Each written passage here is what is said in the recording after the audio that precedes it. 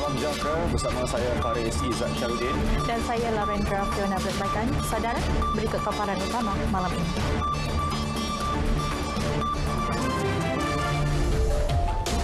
Kerajaan akan berusaha wujudkan 500,000 peluang pekerjaan menerusi Majlis Pekerjaan Negara.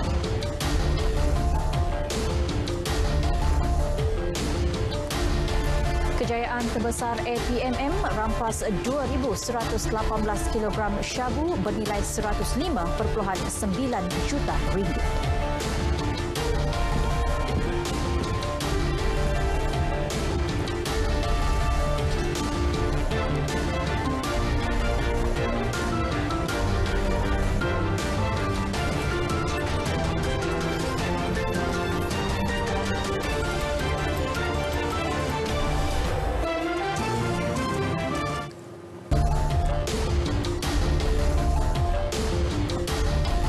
Kerajaan akan berusaha mewujudkan 500,000 peluang pekerjaan menerusi Majlis Pekerjaan Negara MPN walaupun sedar terpaksa berhadapan dengan keadaan ekonomi yang getir berikutan pandemik COVID-19. Perdana Menteri Tan Sri Muhyiddin Yassin berkata MPN yang dipengerusikan beliau akan memastikan ekonomi negara lebih tersusun dan mencari jalan membantu rakyat yang sebahagian besarnya kini hilang pekerjaan dan tiada pendapatan. Jelas Tan Sri Muhyiddin, kadar pengangguran negara meningkat daripada 3% tahun lalu kepada 5.6% tahun ini dan 700,000 rakyat tidak mempunyai pekerjaan pada masa ini. Ada sebahagian daripada graduate kita yang pergi universiti tidak ada kerja. Kemudian anak-anak kita yang keluar sekolah biasa pun sebahagian kecil ataupun sebahagian besar mereka tidak mendapat pekerjaan. Kalau ada pun pekerjaan mereka tak tetap, pendapatan mereka kecil, tak cukup untuk menanggung ibu bapa ataupun keluarga mereka sendiri. Penularan pandemik COVID-19 juga menyukarkan negara menerima pelabur Amerika Syarikat, China, Jepun, Singapura dan Korea Selatan. Ia secara tidak langsung menyukarkan peluang pekerjaan rakyat. Beliau menyempurnakan sambutan Deepavali Parlimen Paguh Muar. Perdana Menteri turut berkesempatan menyampaikan sumbangan Deepavali kepada komuniti setempat.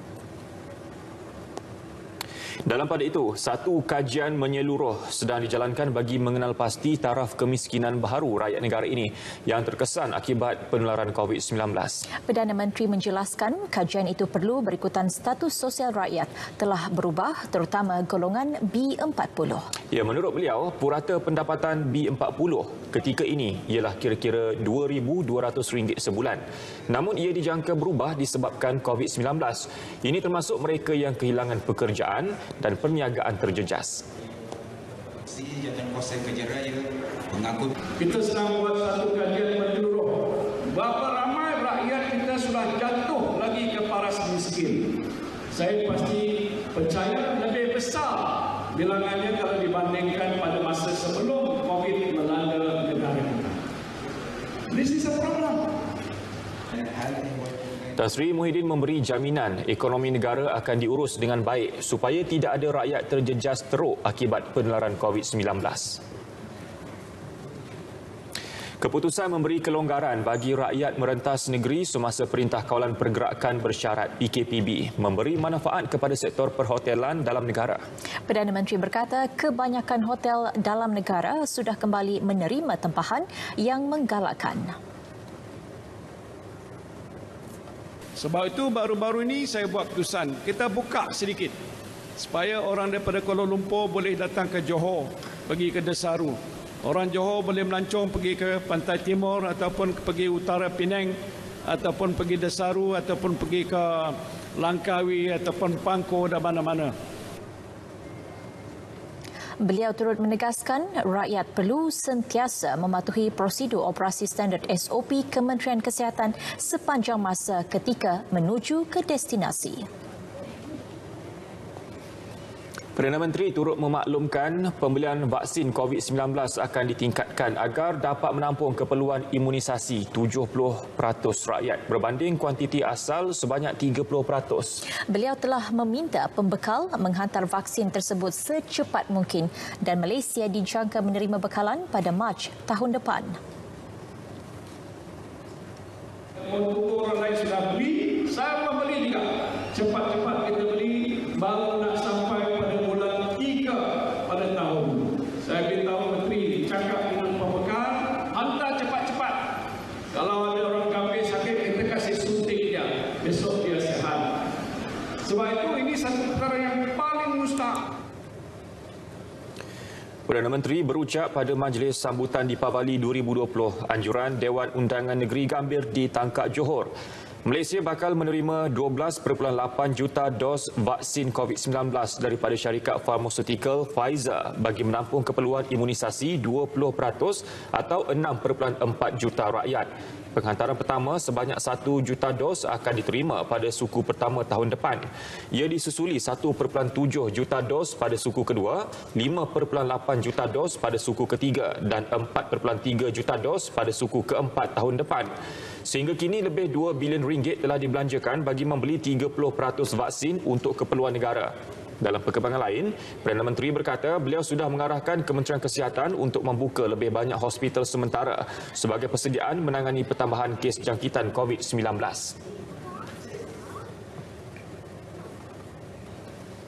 Baik, perkembangan terkini jangkitan COVID-19, 1,309 kes sembuh dilaporkan hari ini, menjadikan jumlah kumulatif kes pulih 69,393 kes atau 83.1% daripada jumlah keseluruhan kes. Kes baru yang direkodkan pula 1,229, menjadikan jumlah kumulatif kes sebanyak 83,475 kes. 4 kematian turut dilaporkan menjadikan jumlahnya 415 dan berikut data terkini COVID-19 diikuti kes positif harian mengikut negeri-negeri.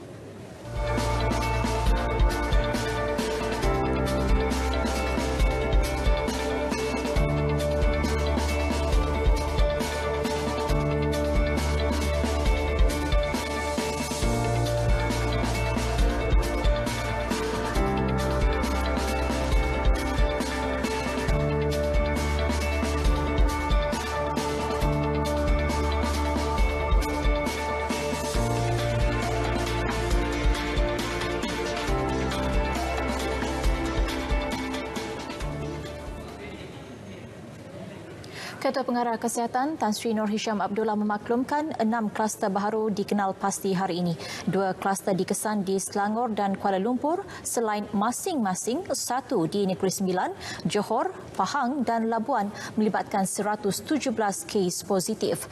Kluster Lestari melibatkan daerah Petaling, Hulu Langat, Klang dan Sepang di Selangor serta Lembah Pantai di Kuala Lumpur.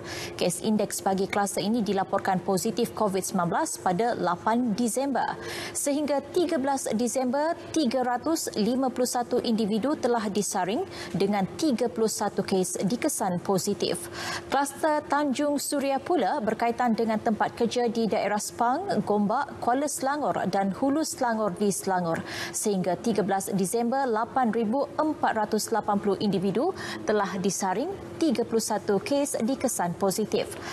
Kluster ketiga, kluster Tapak Bina Rimbun membabitkan daerah Seremban di Negeri Sembilan. Ia hasil saringan bersasar di tempat kerja yang melibatkan sebuah tapak binaan. 206 individu telah disaring, 16 dikesan positif. Kluster keempat, kluster Desa Idaman melibatkan daerah Kulai di Johor. 52 individu telah disaring, 8 dikesan positif. Kluster kelima, kluster Kuala berkaitan tempat kerja melibatkan daerah Kuantan di Negeri Pahang. 26 individu telah disaring dan 26 telah dikesan positif. Manakala kluster ke-6, kluster Hujung Pasir juga melibatkan tempat kerja di Labuan. 143 individu telah disaring, 5 kes dikesan positif COVID-19. Baik, sementara itu Tan Sri Dr. Nur Hisham memaklumkan tempoh masa perintah pengawasan dan pemerhatian bagi pengembara yang pulang dari luar negara serta pengurusan kontak rapat di Malaysia dikurangkan daripada tempoh 14 hari kepada 10 hari. Peraturan itu terpakai bagi perintah pengawasan dan pemerhatian yang dilaksanakan di pusat kuarantin yang diwartakan atau di tempat kediaman. Katanya perubahan ini akan berkuat kuasa bermula dari 14 Disember ini. Pemendekan tempoh kuarantin itu selaras dengan situasi semasa COVID-19 di Malaysia dan laporan klinikal terkini dari seluruh dunia. Sehingga kini, tempoh kuarantin di United Kingdom, Jerman dan Belgium diturunkan kepada 10 hari, manakala Perancis 7 hari. Semakan bukti saintifik klinikal terkini mendapati risiko jangkitan pasca kuarantin akan berkurangan mengikut tempoh masa kuarantin. Kerajaan bersetuju untuk menamatkan Perintah Kawalan Pergerakan diperketatkan PKPD di Kampung Numbak dan penempatan teleport Kota Kinabalu Sabah hari ini seperti dijadualkan. Menurut kenyataan Menteri Kanan Keselamatan Datuk Seri Ismail Sabri Yaakob, ini berikutan jumlah kes aktif di kedua-dua lokaliti ini menunjukkan tren penurunan dan terkawal. Kampung Numbak dan penempatan teleport dikenakan PKPD bermula 16 November lalu yang kemudian dilanjutkan dan dijadual berakhir hari ini. Selain itu, pelaksanaan PKPD di Zon A, Taman Klebang Jaya dan Taman Pinji Mewah ditamatkan esok kecuali Asrama Pekerja Kilang Yamaha.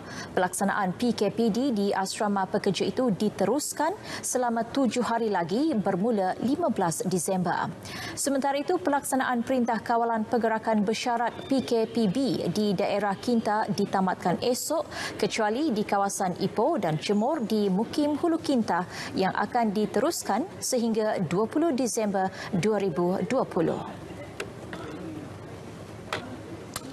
Baik, 655 individu ditahan semalam atas kesalahan ingkar arahan Perintah Kawalan Pergerakan Pemulihan PKPP.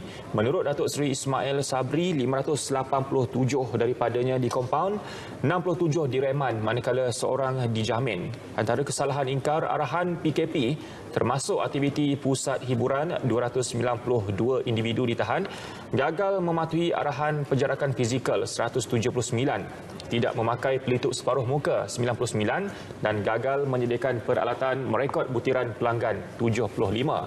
Menerusi operasi benteng, 104 parti dan 2 tekong ditahan manakala 6 kenderaan darat dan 1 bot dirampas. Sejak 24 Julai sehingga 12 Disember, 89,487 individu pulang ke tanah air melalui pintu masuk sempadan antarabangsa. Agensi Penguatkuasaan Maritim Malaysia APMM merampas 2,118 kilogram dadah jenis metafetamin atau syabu dan menahan seorang lelaki di selatan Pulau Kendi berhampiran Teluk Kumbar, Pulau Pinang, Rabu lepas. Ketua Pengarah APMM, Datuk Muhammad Zubil Matsom berkata rampasan dadah bernilai 105.9 juta ringgit itu yang terbesar dalam tempoh 15 tahun penubuhan APMM. Sejarahlah kepada APMM, ini bukan satu jumlah yang sikit, satu kalau 2.11 hektar ni satu jumlah yang besar lah.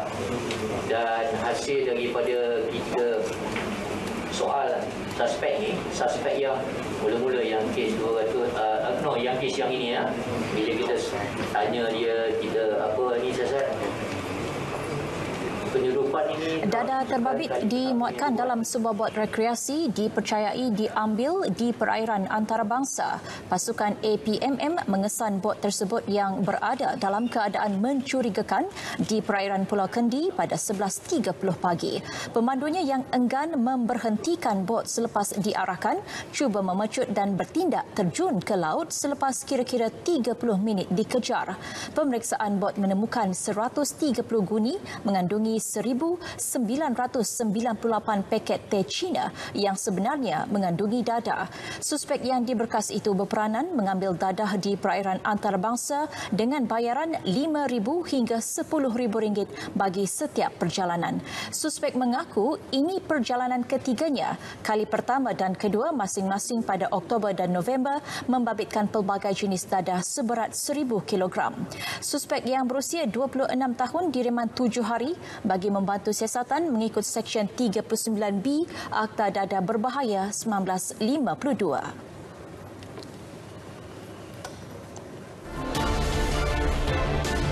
Pemimpin UMNO yang dikaitkan dengan akuan bersumpah dinasihat buat laporan polis. Paparannya seketika nanti.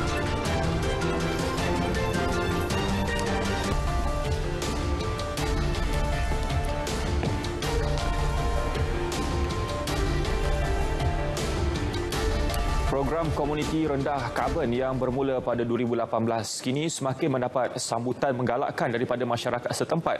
Perdana Menteri Tan Sri Muhyiddin Yassin hari ini melancarkan program berkenaan di Kampung Sengkang Batu 22, Bukit Gambir, Muar. Tan Sri Muhyiddin yang juga adun gambir diperkenalkan dengan beberapa aktiviti rendah karbon yang dijalankan di kampung berkenaan. Antaranya termasuk pembelian sampah daripada penduduk kampung, pemprosesan baja kompos dan baja penggalak. Beliau turut diberi taklimat mengenai aktiviti pengolahan baja kompos dan mencuba sendiri mesin yang digunakan untuk mengisar najis ternakan sebelum dikeringkan bagi pembuatan baja. Tan Sri Muhyiddin turut berpeluang melihat penghasilan biogas daripada sisa sampah rumah. Pengerusi program Raja Muhammad Aidil Raja Sulaiman yang ditemu bual RTM memaklumkan projek rendah karbon di Kampung Sengkang ini bermula sejak 2 tahun lalu. Pada peringkat awal, mereka berdepan kesukaran meraih sambutan daripada penduduk kerana kurang faham mengenai program berkenaan. Bagaimanapun, selepas sesi perkongsian maklumat, sambutan yang diterima amat menggalakkan, terutama program pembelian sampah. Masyarakat boleh datang bawa sampah, setiap 1 kilo akan kita bagi 1 cop. So cukup 30 kilo, 30 cop. So mereka boleh redeem di kedai runcit untuk dapatkan barang makanan ataupun apa-apa juga barang yang ada dalam kedai runcit lah. Baik, kerajaan akan meneruskan usaha memulih dan mengembalikan hak Felda kepada kira-kira 2 juta peneroka. Jelas Perdana Menteri, usaha itu bermula dengan meluluskan penerbitan sukuk bernilai 9.9 bilion ringgit yang diumumkan Oktober lalu.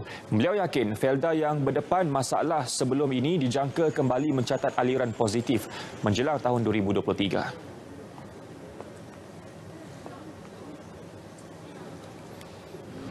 Tapi yang penting adalah komitmen semua pihak untuk menentukan supaya hal tanah yang ternilai berbilion ringgit tidak akan tergadai kepada orang asing ataupun orang yang bukan berhak. Dan ini adalah milik orang-orang kita, pasti orang-orang Melayu di dalam negara kita. Sebab itu komitmen kerajaan Pakatan Nasional ialah berbuat apa saja yang penting untuk menyelamatkan hak orang Melayu dalam negara. Semasa berucap pada perjumpaan bersama kepimpinan masyarakat Parlimen Pagoh di Felda Srijaya, Bukit Serampang, Muar, Tan Sri Muhyiddin menjelaskan pelbagai usaha lain juga sedang dijalankan bagi memulihkan Felda. Ia termasuk melalui pasukan petugas khas yang dipengerusikan Tan Sri Abdul Wahid Omar dan pengerusi Felda, Datuk Seri Idris Jusoh. Pada majlis ini juga sebanyak RM376,000 disumbangkan kepada 44 masjid dan 73 surau serta RM15,000 untuk 5 buah klinik kesihatan di Parlimen Pagoh. Kementerian Pembangunan Luar Bandar KPLB menyarankan agar dasar pihak berkuasa kemajuan pekebun kecil perusahaan getah RISDA dikaji. Ia bagi membolehkan peranan RISDA diperluas sejajar perubahan ekonomi dan teknologi masa kini. Menterinya Datuk Dr. Abdul Latif Ahmad berkata, kajian dasar itu juga perlu dilakukan bagi memastikan RISDA yang ditubuhkan pada tahun 1972 itu terus kompetitif membangunkan pekebun kecil dan masyarakat luar bandar. Tambahnya, kepakaran RISDA dalam sektor tanaman dan pembangunan sawit serta getah melayakkannya dinaik taraf sebagai sebuah lembaga. Langkah itu bagi memastikan ekonomi pekebun kecil dapat dibangunkan secara menyeluruh.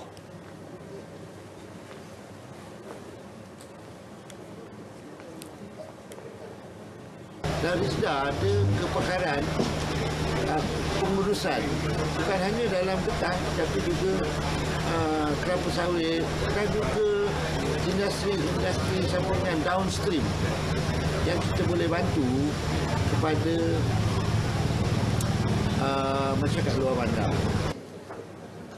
Terdahulu, beliau menyempurnakan Majlis Kasihi Pekebun dan penyampaian zakat RISDA di Kampung Tanjung Tuan, Mersing. Sumbangan zakat 60 penerima ini mampu mengurangkan kos sara hidup yang terjejas akibat COVID-19.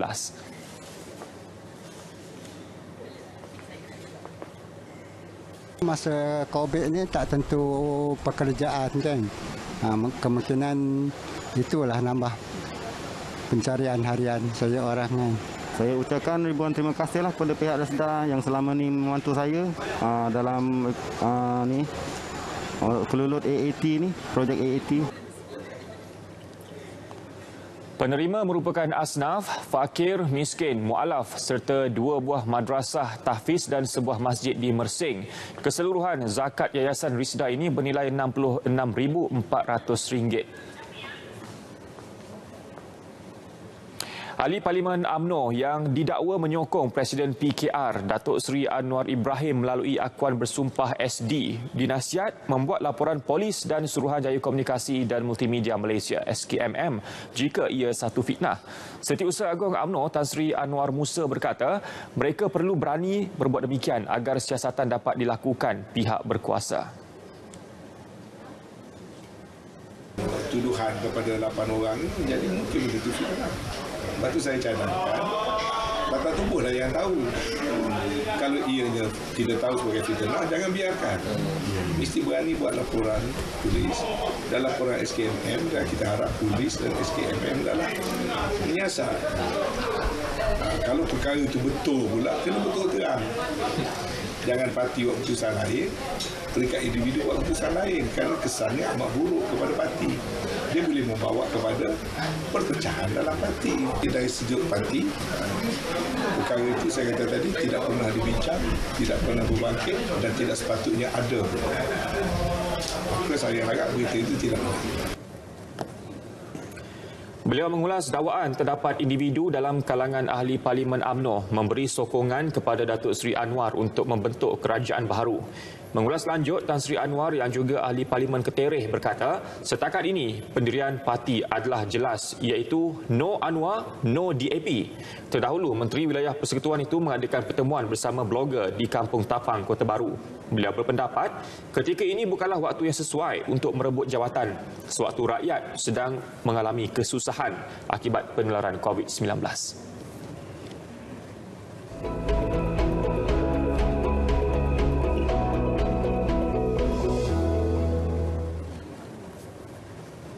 Assalamualaikum dan salam sejahtera. Kita mulakan laporan pada malam ini dengan melihat keadaan cuaca semasa.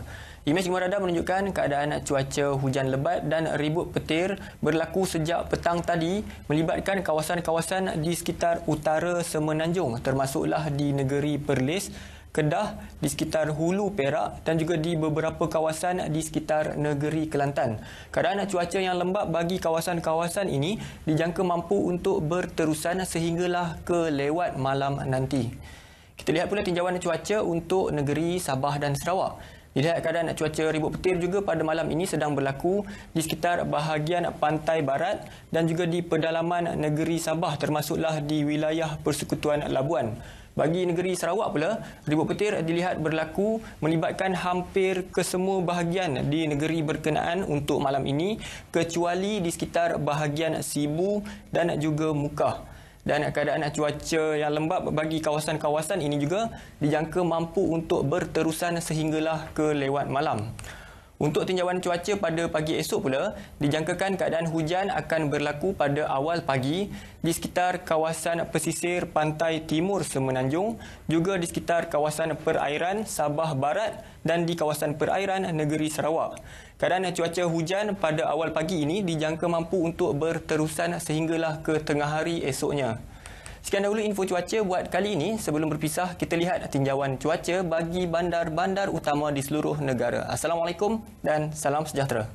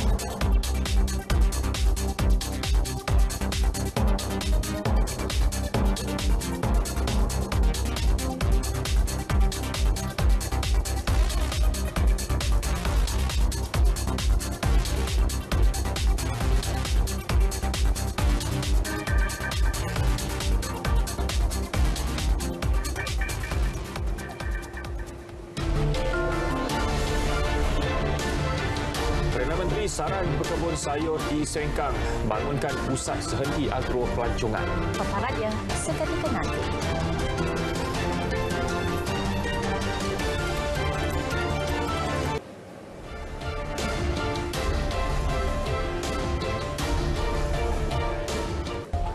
Perdana Menteri Tan Sri Muhyiddin Yassin menyarankan pekebun kecil berkelompok di Sengkang Bukit Gambir Muar agar membangunkan sebuah pusat sehenti agro pelancongan. Ia bagi menarik kedatangan pelawat ke kawasan itu. Tan Sri Muhyiddin yang juga adun Gambir melontarkan cadangan itu ketika mendengar taklimat daripada Urusetia Peladangan Berkelompok Batu 18 dan 19 Sengkang 1 Gresik Tan Chi Kiong mengenai hasil ladang sayur mereka. Berkongsi cadangan itu kepada pemberita, Tan berkata Perdana Menteri mahu pihaknya mencipta keunikan agar pengunjung boleh benar-benar merasai pengalaman sebagai pekebun ketika melawat ladang sayur itu. Perdana Menteri kata kita kalau boleh buatkan one stop. Makna pengunjung pelawat-pelawat datang dia dapat test macam mana tanam sayur, harvest, lepas tu kita mesti ada restoran untuk goreng dan kita boleh buat sikit cendera hati seperti baju, topi. Ladang itu mengeluarkan 16 jenis sayur-sayuran yang diusahakan oleh 30 pekebun. Setiap bulan dianggarkan 2,000 tan sayur dapat dituai untuk dipasarkan di kedai runcit dan pemborong di sekitar Melaka, Johor, Kuala Lumpur dan Kuantan, Pahang. Mereka juga mengeksport sayur ke Singapura dan pendapatan kasar pekebun kira-kira 50 juta ringgit setahun. Ladang tersebut turut menggaji 250 orang pekerja. Kelantan antara negeri yang menerima peruntukan besar iaitu RM900,000 bagi projek pertanian bandar. Peruntukan keseluruhan RM10 juta disediakan di bawah pakej Jana Semula Ekonomi Negara Penjana. Timbalan Menteri Pertanian dan Industri Makanan 2, Datuk Cik Abdullah Matnawi berkata, projek itu bagi membantu isi rumah meringankan kos sara hidup menerusi pengeluaran sayur-sayuran sendiri. Pertanian bandar ni penerima ni terdiri daripada penerima individu dan juga penerima komuniti. Penerima individu bernilai RM500 seorang, manakala komuniti maksimal RM50,000. Maksimal RM50,000 tapi tertakluk kepada bilangan dan projek komuniti yang hendak dibuatlah. Beliau berkata demikian selepas menyampaikan bantuan projek pertanian bandar Siri 2 di Wakaf Baru Tumpat. Beliau yang juga ahli Parlimen Tumpat berkata jajahan Tumpat paling ramai penerima iaitu 408 penerima melibatkan peruntukan RM300,000 melalui 8 komuniti.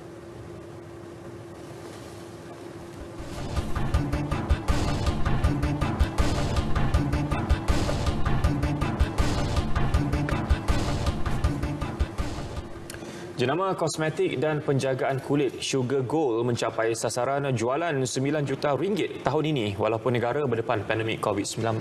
Kejayaan itu hasil kempen pemasaran yang agresif sekaligus memberi keyakinan kepada Sugar Gold Malaysia untuk mengorak langkah ke pasaran global tahun hadapan. Wartawan Hamizah Mansur ada laporannya. Bagi menghargai mereka yang bertungkus lumus menaikkan nama Sugar Gold, satu majlis penghargaan diadakan di sebuah hotel ternama di Pulau Pinang semalam. Seramai 5 stokis utama yang mencapai sasaran jualan sepanjang tahun ini memandu pulang kereta mewah setiap seorang. My lovely team, Juja Gebu. Okay, kami dah buat 3.8 million. Congratulations to all my Sugar Boss. Thank you so much. Okay, kejayaan banyak sangat dalam Sugar Gold Malaysia ni, especially kita tingkatkan ekonomi lah. Ekonomi taraf hidup kita daripada biasa-biasa kepada luar biasa. Dan tim Kak Long Gorgeous selama setahun ni, untuk tahun 2020 kita dah capai sales sebanyak 1.2 juta dan di bawah saya ada seramai 200 anak tim yang di mana kebanyakannya adalah suri rumah sepenuh masa dan menjana pendapatan hanya menjual Sugar Gold Malaysia. Anda juga boleh berjaya seperti mereka dengan menjadi ahli keluarga Sugar Gold Malaysia. So, alhamdulillah malam ini adalah malam kami meraihkan anak-anak tim Sugar Gold Malaysia. Seluruh Malaysia turun hari ini di Penang. So, bagi yang nak join kami, jangan tunggu dah. Bisnes tak boleh tunggu. You tak boleh tunggu. You kena terus buat. Waktu tu tak pernah sempurna. Jangan pernah tunggu waktu tu sempurna. So, kalau rasa nak join tim kami, mari kami sangat-sangat mengalukan. Serendah RM100 sahaja. You dah layak untuk jadi Sugar Boss Sugar Gold Malaysia. Hampir 200 orang wanita diraikan dalam majlis Malam Perhargaan Ejen Sugar Gold 2020. Biarpun bergelar kaum hawa, namun itu bukan menjadi penghalang untuk berdiri di atas kaki sendiri mencipta kejayaan. Dengan kejayaan ini, lebih banyak inovasi kecantikan diketengahkan Sugar Gold tahun hadapan sehingga mampu seiring dengan produk antarabangsa di pasaran. Hamizah Bangsur, Berita RTM. Sektor penerbangan kargo dijangka mencatat pertumbuhan positif tahun depan disokong kerancakan aktiviti pergerakan barangan secara domestik dan luar negara. Faktor penyumbang terbesar ialah peningkatan tren masyarakat yang gemar melakukan pembelian barangan secara dalam talian. Ketua Pegawai Eksekutif MyJet Express Airlines Sdn Bhd Azrul Hisham Abdul Wahab berkata, permintaan terhadap perkhidmatan kargo kian meningkat khususnya bagi pasaran China. Justru syarikat itu bertindak menambah 2 lagi kapal kargo baharu bagi menampung operasi 2 pesawat sedia ada.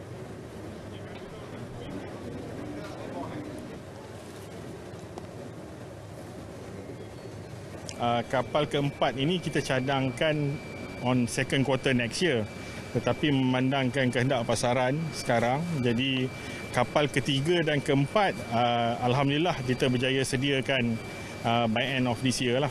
So mengikut perancangan kita seperti yang kita kata dulu, which is kita akan tambah frekuensi ke East Malaysia, Sabah dan Sarawak, juga kita akan mula meneroka pasaran China dan juga Indo-China, insyaAllah.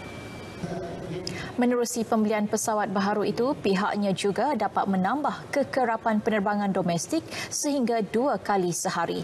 Beliau ditemui media selepas majlis pelancaran pesawat baru syarikat tersebut di Subang, Selangor.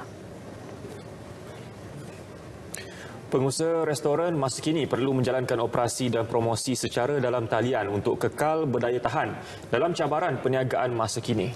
Salah seorang pengurus restoran, Khairul Azhar Baharudin berkata, beliau mampu menyelamatkan perniagaan miliknya sehingga mencatat keuntungan 3 kali ganda. Masa PKP, pendapatan agak terjejas, tapi kami menggunakan sumber-sumber cara lain untuk menaikkan sales kami seperti GrabFood, online delivery dan delivery service.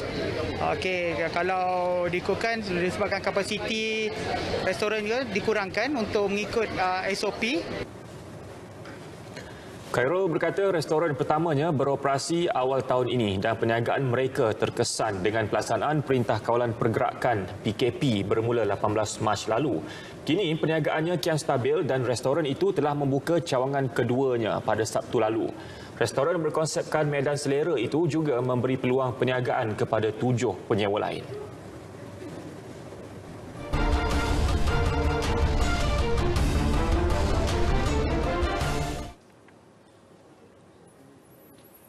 Terima kasih Fariz dan Fiona. Assalamualaikum, salam sukan untuk semua. Kita mulakan dengan perkembangan sukan tempatan. Pelari menara nombor 1 Asia, So Wai Ching, kini dalam misi untuk melakar 2 rekod dunia cabaran pendakian tangga mendegak terhebat kategori lelaki secara serentak pada Mei tahun depan. Bagi merealisasikan impian tersebut, dia bakal beraksi di menara ikonik negara iaitu Menara Berkembang Petronas yang mempunyai ketinggian 452 meter. Jelas Wai Ching, dia sebelum ini telah menawan bangunan setinggi 66 tingkat tersebut dengan catatan 1.295 km. Justru pelari berusia 26 tahun itu optimis dapat mencipta rekod baharu dunia dengan mendaki bangunan tertinggi di Malaysia itu di bawah catatan masa 1 jam melibatkan jarak larian 1.6 km. Kita tengah arrange ada satu perbincangan antara kita dengan KLCC Holdings untuk dapatkan persetujuan daripada mereka untuk bagi masuk ke tangga untuk tengok dia punya tangga semua tu. Harap dapat dicapai secepat mungkin sebab kita ada preparation about 6 bulan sampai rekod tersebut. Kita target nak capai rekod tersebut pada Mei 2021. YC turut memohon sokongan daripada Kementerian Belia dan Sukan dalam merealisasikan misinya itu. Tambahnya, perbincangan dengan pihak Institut Sukan Negara ISN juga tampak positif apabila institut tersebut mengesahkan akan memberi segala bantuan teknikal semasa larian berlangsung.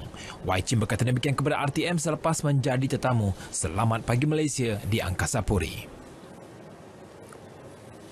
Ketua Jurulatih Kelantan United KUFC Akira Higashiyama menetapkan sasaran peribadinya untuk membawa pasukan dari Pantai Timur itu berada di kelompok 4 teratas Liga Premier pada musim depan. Jurulatih dari Jepun itu berkata sasaran itu dibuat berdasarkan prestasi KUFC yang menduduki tempat ke-8 pada musim ini. Menurut Akira, dia akan menggunakan seluruh pengalamannya bagi mencapai sasaran tersebut musim depan. Dalam masa sama, Akira turut mencadangkan beberapa program dan tindakan yang perlu dilakukan pada persiapan pramusim yang akan bermula pada 28 Disember ini. Musim ini, KUFC turut membuat kejutan apabila buat pertama kalinya layak ke Piala Malaysia selepas 3 tahun ditubuhkan. Pemain bowling negara kini akhirnya dapat merasai kembali suasana kejohanan kompetitif sebenar selepas beraksi dalam acara Last Man Standing yang berlangsung di Sunway Mega Lanes baru-baru ini. Kali terakhir pemain negara beraksi dalam kejohanan kompetitif ialah ketika di Sukan SEA 2019 Filipina pada bulan Disember tahun lepas. Sejak dunia dilanda krisis COVID-19, semua latihan dan penyertaan dalam kejohanan bowling di dalam dan luar negara terpaksa dilupakan seketika. Situasi tersebut memaksa Kongres Tempian Bowling Malaysia NTBC menganjurkan acara Last Man Standing selama 2 hari bagi memastikan prestasi para pemain dapat dikekalkan pada tahap optimum selain membakar semula semangat mereka dalam pertandingan kompetitif. Dilangsungkan dengan format kalah mati, pemenang pingat emas Sukan SEA 2019 Ahmad Muaz Muhammad Fisul muncul juara kategori lelaki setelah mengalahkan Andrew Ng dengan 247 berbalas 191 jatuhan pin di final. Sementara Norisha Kiligit muncul juara kategori wanita setelah menewaskan Nur Syazwani Sahar dengan 265 berbalas 174 jatuhan pin. Kita balik ke kejohanan Muay Thai antarabangsa. Kementerian Wilayah Persekutuan Dewan Bandaraya Kuala Lumpur bakal menjadi aksi pembuka musim 2021 buat kelab Muay Thai Kuda Merah selepas hampir setahun tidak menyertai sebarang kejohanan.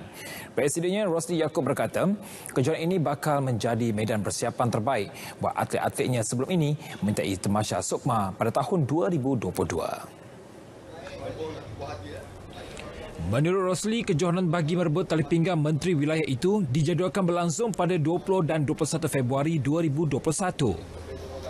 Kita akan membuat kejohanan dan membantu Persatuan Muay Thai Malaysia supaya atlet-atlet yang nak mewakili Sukma itu dapat bertanding ataupun dapat memanaskan badan di kejohanan kita di Stadium Titi Wangsa nanti. Menurutnya, pihaknya juga bakal menganjur beberapa lagi kejohanan kompetitif bagi memastikan atlet Muay Thai mereka kekal berdaya saing sebelum menyertai mana-mana kejohanan tempatan dan antarabangsa. Dalam perkembangan yang lain, Kelab Muay Thai Kuda Merah turut mengambil inisiatif menambahkan dana pendapatan bagi kelangsungan kelab tersebut dengan membuka satu cawangan kedai makanan iaitu Dapur Kuda Merah di Pusat Niaga Velodrome Ceras. Rosli menjelaskan hasil pendapatan daripada kedai yang berkonsepkan makanan dari Pantai Timur itu bakal digunakan untuk menganjur beberapa kejohanan bagi atlet Muay Thai tempatan. Sekian saja berita sukan untuk malam ini. Kembali semula bersama Fiona dan Faris.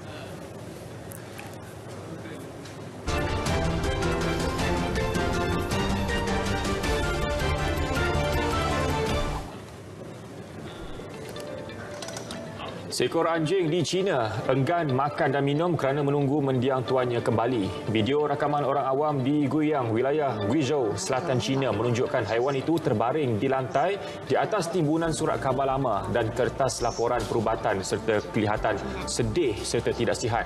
Menurut sumber, anjing itu menunggu kepulangan tuannya sejak lelaki itu dilaporkan telah meninggal dunia baru-baru ini. Difahamkan anjing berkenaan dibela dan oleh lelaki berkenaan sejak 15 tahun lalu.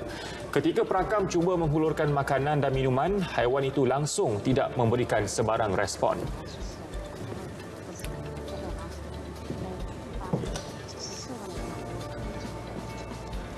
Sepasang pengantin meneruskan perkahwinan meskipun pengantin wanitanya disahkan positif COVID-19.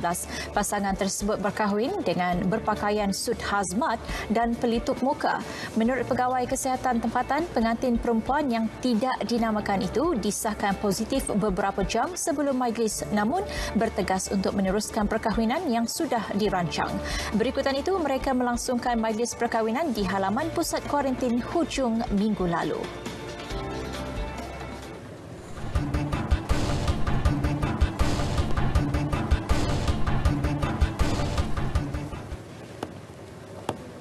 Ketiadaan perancangan yang menyeluruh dan hala tuju yang jelas antara faktor wujudnya kelembapan dalam industri muzik tempatan dalam norma baharu akibat pandemik COVID-19.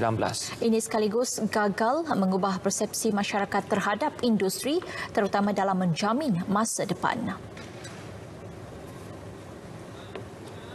Penyanyi Datuk Hatan berpendapat semua pihak harus memainkan peranan untuk membantu industri muzik supaya kekal relevan. Sekarang ni memang tak boleh cari makan. Government kena tolong. Apa yang boleh bantu, bukan minta duit, bagi peluang pekerjaan. Sediakan ruang. Sediakan ruang.